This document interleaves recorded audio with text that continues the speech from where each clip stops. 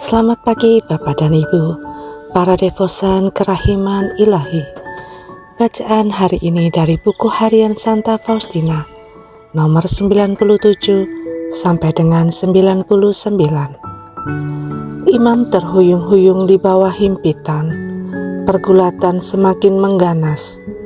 Jiwa berusaha keras untuk berpaut kepada Allah dengan membangun niat. Dengan izin Allah, setan melangkah lebih jauh.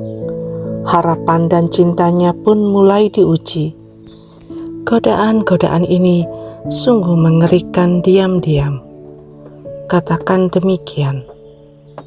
Allah menompang jiwa itu. Jiwa itu tidak sadar akan hal ini. Tetapi kalau tidak ditopang Allah, mustahil ia dapat tetap teguh. Dan Allah mengenal dengan baik seberapa banyak ia dapat mengizinkan jiwa itu dicobai. Jiwa itu dicobai agar tidak mempercayai kebenaran-kebenaran yang diwahyukan dan agar tidak jujur terhadap Bapak pengakuan. Setan berkata kepadanya, "Lihat, tidak seorang pun memahami kamu.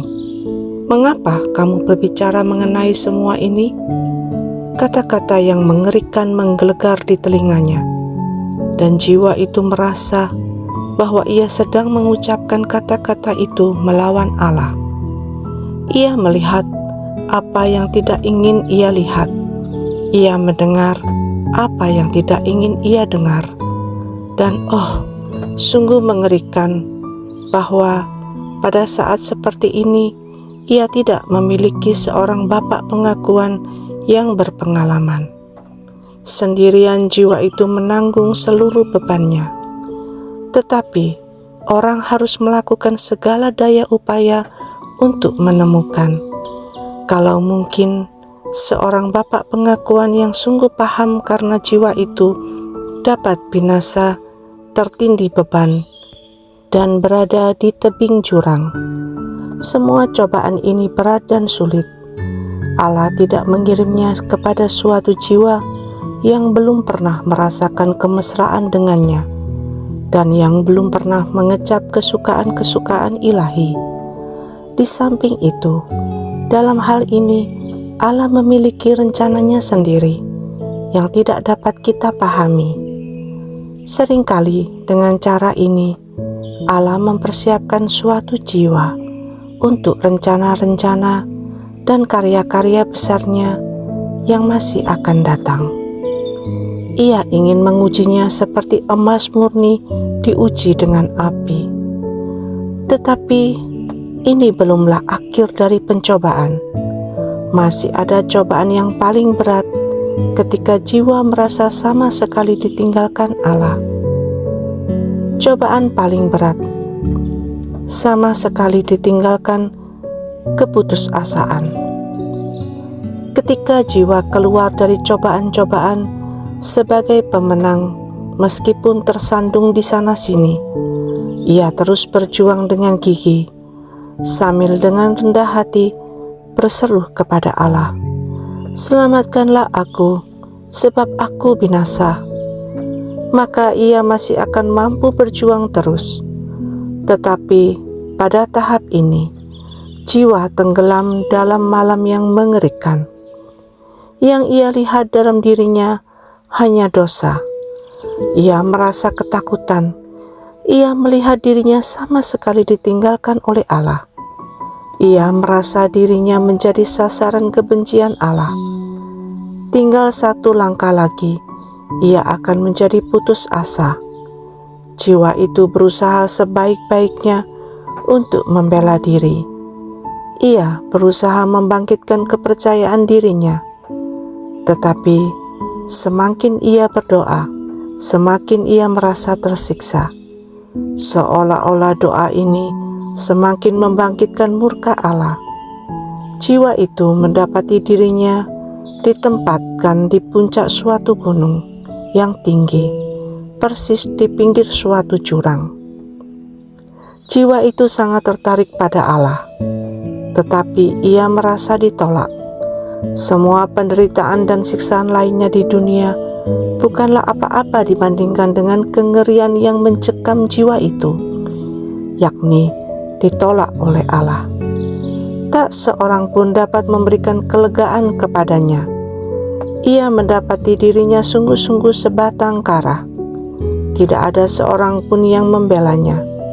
Ia menengadah ke surga, tetapi ia yakin bahwa surga itu bukan untuknya, karena segala yang ia miliki sudah lenyap.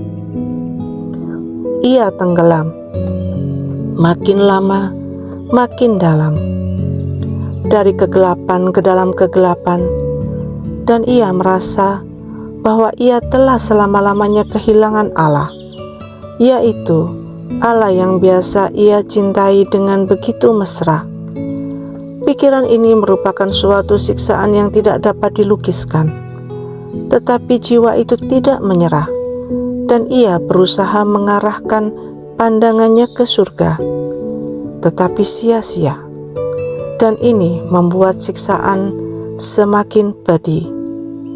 Kalau Allah ingin menahan jiwa itu dalam kegelapan yang sedemikian pekat, tak seorang pun akan mampu memberikan terang kepadanya.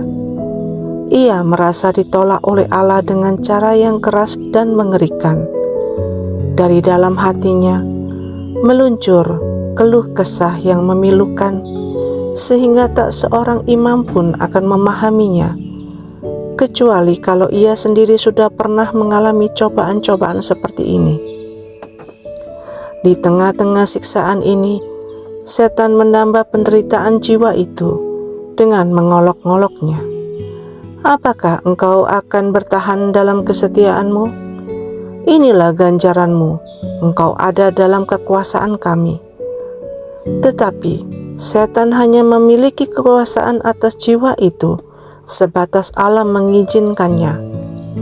Dan Allah tahu seberapa berat beban yang dapat kita tanggung. Apa yang telah engkau peroleh dari mati raga-ragamu? Tanya setan. Dan dari kesetiaanmu kepada peraturan? Apa gunanya semua itu? Engkau telah ditolak oleh Allah. Kata ditolak ini menjadi ibarat api yang menyambar setiap saraf sampai ke sumsum tulang. Ia menusuk tepat mengenai seluruh dirinya. Siksaan itu mencapai puncaknya. Jiwa itu tidak lagi mencari pertolongan kemanapun.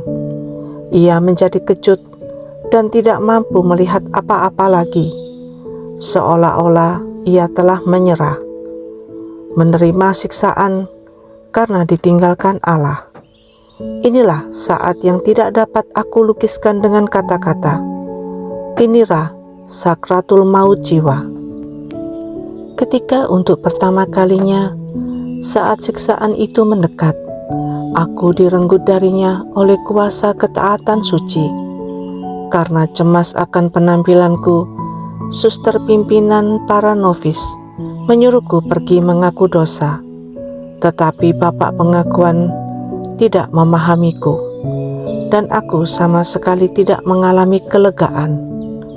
Oh Yesus, berilah kami imam-imam yang berpengalaman. Ketika aku bercerita kepada imam bahwa aku mengalami siksaan neraka dalam jiwa, ia menjawab bahwa ia tidak mencemaskan jiwaku, sebab ia melihat dalam jiwaku rahmat Allah yang besar. Tetapi aku sama sekali tidak memahami hal ini, dan bahkan terang yang samar-samar pun tidak memancar dalam jiwaku. Yesus, Engkau andalanku.